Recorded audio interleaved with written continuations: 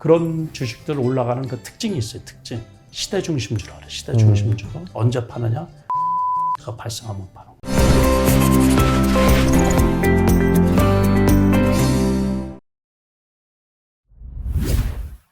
이제 금리 인하가 이제 말씀하신 대로 저희 이제 시장에서 이 받아들이기로 뭐 올해 3월이었다, 아니면 뭐 5월이었다 이렇게 뭐 야 다 물 건너 갔다, 뭐 연말로 뭐 미뤄진다, 뭐 이런 얘기도 합니다. 이제 이런 분위기에서 이 좀 회장님께서 집중하시는 뭐 아니면 좀 괜찮다 싶은 섹터나 종목이 좀 있을까요? 12월 달 올라갔던 시장 분위기하고 그러니까 지금하고 또 분위기가 달라진 거예요.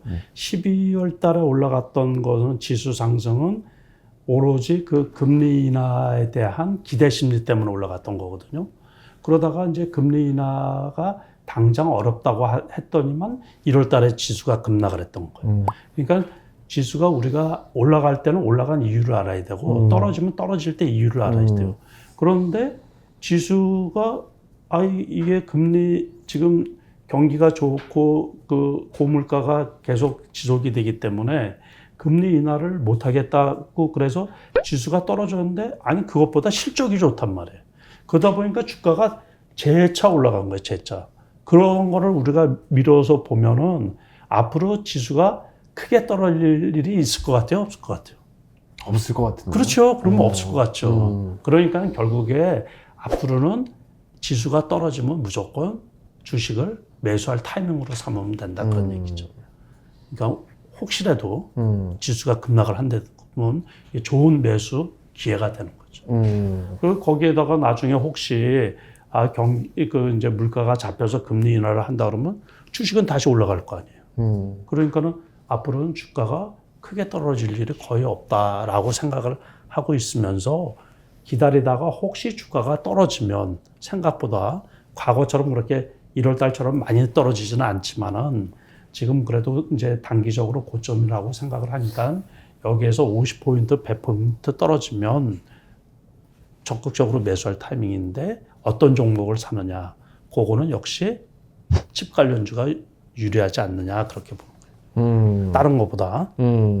개별주들은 뭐 너무 많이 이제 그때그때 뉴스로 나오니까는 그걸 잘 선별해가지고 자기 어떤 계획에 있는 종목을 이렇게 사야지 되죠. 그런 개별 기업들은 투자에 좀 신중을 해야 될 때가 3월 달이에요. 가만히 멀쩡하게 있는데 전년도죠. 4분기 실적이 발표되면서 주가가 확 떨어지는 경우가 있어요. 그러니까 뭐 10%씩 이렇게.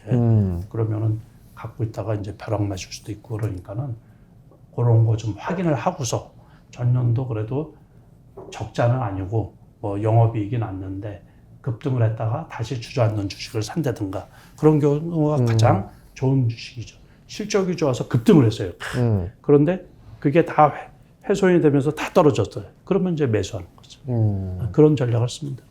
그래서 이제 그냥 가만히 그냥 우두커니 있으면서 주식만 떨어지기를 기다리면 안 되고 내가 어떤 종목을 살 건가. 가장 좋은 건 뭐냐면 실적이나 이슈가 좋았는데 그게 올라간 거 없이 다 떨어졌을 때 여타 묶여가지고 다른 지수 떨어지면서 조정받으면서 같이 떨어지면 그런 종목들을 주로 매수하는 게 이제 제가 투자하는 방법 가운데 하나예요. 아까 이제 제가 이제 사실 질문에 주식 시장에 손해보지 않기 위해 무엇을 해야 하나 이런 얘기를 드리려고 했는데 아까 그 마이너스 3%를 손들어라. 네, 그렇죠. 손대를 잘해야 된다. 이 주식 시장에서 손해보지 않기 위해서는 제일 중요한 게 뭐냐면 저점 매수예요. 저점 매수. 저점이라고 샀는데 더 떨어지는 경우도 있어요. 그래도 저점에 사면은 이제 저점의 기준 그런 것들을 이제 이렇게 투자자가 미리 세워놔야 되거든요. 이게 사회생활에서 돈 벌기 쉽지 않은 것처럼 주식 투자하면서도 돈 벌기가 쉽지 않거든요. 그래서 주식 투자할 때 일단은 내가 매수를 하면 추가 하락할 요인이 없나 그거 살펴보는 게 제일 중요한 거거든요. 그래서 철저하게 저점 매수, 고점 매도 그거를 해야 되는데 많은 투자자분들이 거꾸로 하는 경우가 되게 많아요. 거꾸로. 고점에 사가지고 저점에 파는 경우. 그러다 보니까 필패가 되는 거죠. 필패. 그리고 어떤 분들은 원금 회복하는 게 이제 주식 투자하는 이유라고 하는데 이제 그런 분들은 안 되죠. 절대 그거는 장난으로이더라도 그런 생각을 가지면 안 돼요. 항상 저점 매수해서 내가 고점에 사야 되겠다. 그래서 저점 매수하는 방법도 있고 이제 저점인지 고점인지 이제 구별하는 방법은 그 이동평균선으로 구별하는 게 제일 쉽거든요. 그리고 시장 지수하고 맞춰가지고 시장이 지금 이 정도 지수가 이 정도 되는데 이 주식이 지금 비싼가 싼가. 그러니까 이동평균선 이렇게 보면 바닥에서 많이 올라오면 일단 비싼 거죠. 이제 그럴 때는 철저하게 매수하지 말아야 되고 저점에 샀다고 생각을 하는데 더 떨어지는 경우도 있어요. 그럴 경우는 다른 악재가 없나 살펴봐야지 되죠. 다시 말해서 전환사채 물량이 나온다든가 유무상증자한 물량이 나온다든가 그러면 뭐 전환사채도 급속도로 많이 발행한 게 나오면 일주일 사이에 50% 빠지는 경우도 있어요. 주가가. 그러니까는 그런 거 일일이 다 체크를 하고서 매수를 하다 보면 그 이제 손실 보는 경우가 줄어들겠죠. 그 저점 매수를 했다고 생각했는데 저점이 아니에요. 그러면 이제 보통 야 큰일 났다 하고 팔기보다는 우리가 좀 물타기라지 않습니까? 그러면 안 되죠. 그러면 안 된다는 말씀이잖아요. 그렇죠? 저는 그 물타기라는 게 없어요. 물타기. 물타기가 아니고 그 이제 저런 경우는 있어요. 그 평균 단가를 어디에 맞출 줄 모르는 경우가 있거든요. 저도 중장기 투자가 어려운데 중장기 투자를 할 때가 있어요. 저 어떤 경우냐면 가을에 이슈가 있다든가 그럴 때 이제 봄에 주식을 사는 경우가 있거든요. 배우가 있었는데 인기 연기자가 있었는데 전작에 히트를 많이 쳤어요. 전작에 아주 대히트를 쳐가지고 그 관련 주식이 엄청 많이 올라갔어요. 그런데 그 사람이 다음에 그 뭐 가수여도 역시 마찬가지죠. 과거 같으면은 싸이 같은 경우, 싸이가 처음 옛날에 나와가지고 뭐 강남 스타일 같은 거로 대박을 쳤단 말이에요. 그런데 그러면 다음 작품이 나오면은 그 관련 주식이 올라가고 그랬었거든요. 그러니까 그 전작에 대한 그 기대 심리 때문에 그런 경우는 이제 그 가수가 다음 작품을 언제 할지 모르는데 그 예상을 하고서 이제 주식을 이제 매수하는 경우가 있단 말이에요. 그게 이제 선취매하는 거죠. 선취매. 제가 이제 구체적으로 어떤 걸 가지고 설명을 하고 싶은데 그러면은 그 주가가 미리 올라갈까봐 제가 지금 말을 못하고 그러다 보니까는 말이 조금 꼬이는 경우가 있는데 이제 그렇다는 얘기죠. 그럴 경우는 그 주가의 적정 가격을 알 수가 없으니까는 꾸준히 사는 거예요. 꾸준히 사가지고 그때가 돼서 작품이 나온다든가 아니면 후속곡이 나온다든가 그러기 전에 이제 주가가 올라가면 팔아버리는 거죠. 그럴 때는 나도 이제 적정 가격을 모르니까는 높을 때도 사고 낮을 때도 사고 그러면서 미리 살 때 그럴 때는 이제 이렇게 모아가서 살 때는 조금씩 그래서 이제 사는 경우가 있는데 그렇지 않고서는 주식 물타기 하는 경우는 없어요 거의. 아니 내가 잘못 산 거니까는 지금 말씀하신 것처럼 바닥이라고 생각을 했는데 그 밑에 더 떨어져 있어요. 그 현상이 언제 많이 나타났냐면 지난해, 지지난해 2022년, 2023년 그리고 2021년부터 이제 주가가 꺾이기 시작을 했는데 저 정도면 바닥이라고 생각을 했는데 더 떨어지고 떨어졌어요. 그 가장 큰 이유는 뭐냐면 미국에서 금리 인상을 급격하게 지속적으로 하다 보니까는 금리 인상이 언제 끝날지 모르니까 주가가 계속 떨어지는 거죠. 처음에는 0.25% 했거든요. 나중에는 0.75를 4차례 했단 말이에요. 그러다 보니까 주가가 떨어지고 더 떨어지고 그랬단 말이에요. 그래서 코스피 지수가 2,150포인트까지 떨어졌던 거죠. 2,150. 엄청 많이 떨어졌어요. 3,300이었던 게 1,000포인트가 넘게 1,150포인트가 떨어졌어요.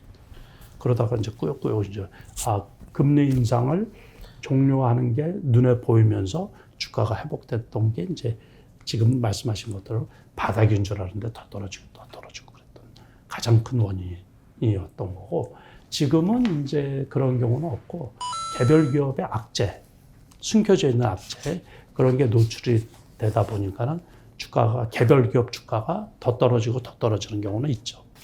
구독자님들이 궁금한 걸 제가 좀 잘 모아왔는데요. 그 오르고 있는 종목에서 물타기 반대 또 불타기 하는 분들도 있고 아니면 사실 이제 불타기까지는 너무 이제 고난이도인 것 같고 제 생각에는 이제 오르고 있는 종목을 그냥 계속 들고 가야 되는지 아니면 보통 그 조금 물량을 정리한 다음에 다시 저점에서 아니면 조금 내려왔을 때 다시 좀 물량을 물론 대부분 저도 마찬가지입니다. 그러다가 이제 오히려 주식 수를 잃는 경우가 많은데 오르는 종목도 다 틀려요. 그러니까 오르는 종목이라는 게 대시세를 내주는 종목이 있고 그렇지 않은 종목이 있고 그래요. 개별성 이제 단기 시세를 내주는 종목이 있고 그거 구분할 줄 알아야 돼요. 그래서 제 세 번째 책 이거 설명하려고 그러면 되게 길거든요. 그래서 제 세 번째 책에 보면은 뒤에 설명이 자세하게 나와 있어요. 그래서 대시세를 내주는 종목이라는 것은 시장 중심주, 시장 중심주라는 것 중에서도 시대 중심주. 지난해 같은 경우는 에코프로 같은 경우 또는 금양 같은 경우는 2년 반 만에 15만 원까지 올라갔었죠. 30배가 올라갔던 거예요. 30배. 에코프로 같은 경우는 뭐 한 6개월 만에 15배 정도 올라갔던 거죠. 11만 원짜리가 150만 원까지 올라갔던 거고. 그리고 요번에 제주 반도체 같은 거는 지난해 11월 4,000원 초반, 4,000원 중반, 4,500원에서 2월 1월 달에 불과 석 달 만에 8배 올라갔던 거죠. 38,000원까지 올라갔으니까. 이제 그런 주식들 올라가는 그 특징이 있어요. 특징. 그런 거는 시대 중심주라 그래. 시대 중심주. 그럴 때는 여기서처럼 모르고 있는 종목 계속 올라가야 돼. 그 특징이 있어요. 언제 파느냐? 데드 크로스가 발생하면 파는 거예요. 그리고 그거를 중간에 사는 방법도 있고 제 책에 다 자세하게 나와 있어요. 그래서 그걸 가지고 공부하시면 되고 그러고서 이제 일반적인 주식들은 이제 미리 팔면은 추가 상승할 때 수익이 안 나죠. 그럼 속쓰리는 거죠, 속쓰리. 그래서 그게 시대 중심주냐 아니냐 그걸 잘 봐야 되는 거예요. 시장 중심주냐 아니냐. 그러니까 엔비디아 같은 경우는 올라가고 또 올라가고 말씀드렸잖아요, 그죠? 저 같은 경우도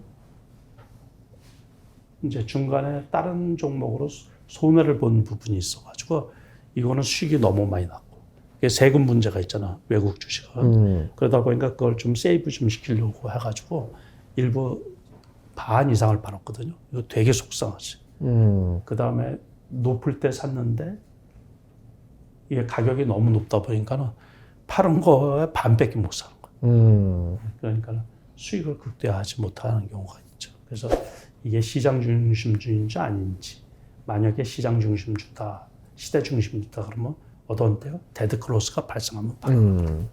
데드 크로스라는 것은 이제 이게 팔 시그널이 나올 때가 있어요. 그 시그널이 나오는 거는 이 주가가 올라가면서 급등하는 경우, 대형주인데 급등하는 경우는 팔 준비를 무조건 하는 거예요. 삼성전자가 95,000원일 때 있잖아요. 갭상승을 했던 거예요. 갭상승.